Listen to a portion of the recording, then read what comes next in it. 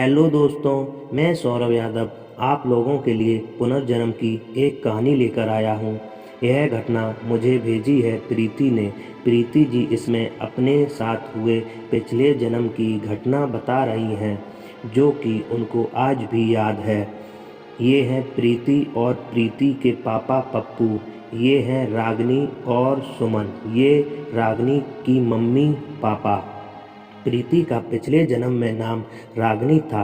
तो चलिए चलते हैं कहानी की ओर। रागनी पिछले जन्म में यूपी के जिला इटावा में रहती थी। रागनी दो बहनें थीं।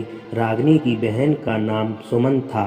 रागनी के पिता टीचर थे और मम्मी हाउसवाइफ। रागनी अच्छे घर से थी।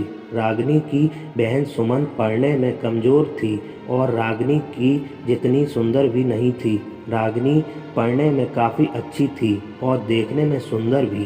पर रागनी के पापा और मम्मी दोनों बेटियों को बहुत प्यार करते थे। पर रिश्तेदार और मोहल्ले के लोग रागनी की ज़्यादा तारीफ करते थे। इसी वजह से सुमन रागनी से जलती थी। दोनों बहनों की उम्र शादी के लायक थी। सुमन बड़ी थी रागनी से, तो उसकी शादी पहले होनी थी। जब सुमन को देखने लड़के वाले आते थे तो वो सुमन को नापसंद करके रागनी को पसंद कर लेते थे। जितने भी रिश्ते रागनी के पिता ने सुमन के लिए देखे, वो सभी लोग रागनी से शादी के लिए बोल देते थे। इन बातों से सुमन अंदर ही अंदर घुटने लगी और रागनी से इस कदर जलने लगी कि वो चाहती थी काश मेरी बहन होती ही ना। अब सुमन ने रागनी को रास्ते से हटाने के लिए सोच लिया।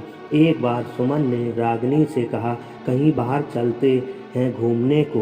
उन लोगों ने बनारस घूमने का प्रोग्राम बनाया। वो दोनों बहनें बनारस पहुंची। वहां होटल लिया, साथ रहीं। सुबह दोनों ने खाना खाया, बनारस घूमी। जब शाम को 8 बज गए तो वो दोनों रूम पर आ गईं। तभी सुमन ने कहा, रागनी चलो गंगा घाट पर चलते, कुछ देर बैठेंगे। दोनों बहनें गंगा घाट पर पहुंचीं और गंगा जी के किनारे पर जाकर फोटो खींचने लगीं।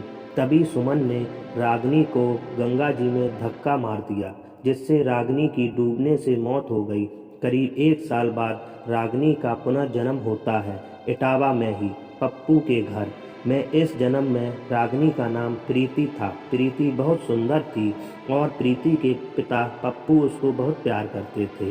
प्रीति जब 5 साल की हुई तब उसके पिता उसको और उसकी माँ को लेकर बनारस घूमने गए। वो लोग उसी जगह पर गए जहाँ पर गंगा जी में रागनी के डूबने से मौत हुई थी। जब प्रीति वहाँ पहुँची तो उस जगह को देखकर वह बहुत डर गई। वो अचानक बेहोश हो गई। कुछ देर बाद जब उसको होश आया तो वह बोल रही थी कि मुझे बचा लो सुमन दीदी, मैं डूब रही हूँ, मर जाऊँगी। इन बातों को जब उसके माता पिता ने सुना तो उनके समझ में नहीं आया कि ये क्या बोल रही है, कौन है सुमन, कुछ भी समझ में नहीं आया। फिर उसी दिन से हर रोज़ प्रीति को सपने में पानी दिखाई देता और खुद को डूबती देखती और बहुत डर जाती थी। ऐसे ही उसको कुछ ही महीने में सब कुछ दिखता था, जो उसके साथ उसकी बहन ने किया, कैसे उसको मारा और उसे अपना घर, मम्मी पापा सब याद आने लगे। फिर उसने अपने पापा पप्पू को सारी बात बताई और इटावा में अपने पिछले जन्म में जो घर था वहाँ पहुँच गई। वहाँ जाकर उसने अपने मम्मी पापा को देखा तो बहुत खुश हुई। पर वो लोग विश्वास नहीं कर रहे थे कि ये मेरी बेटी रागनी है। पर जब उसने सब बात बताई तब उनको भरोसा हुआ। पर जब उसने अपनी बहन के बारे में पूछा तो पता चला कि उसकी बहन सुमन की भी मौत हो चुकी थी। बीमारी की वजह से प्रीति बहुत रोई और फिर अपने पापा पप्पू के साथ घर वापस आ गई। आज भी प्रीति अपने मम्मी पापा से मिल आती है। धन्यवाद दोस्तों।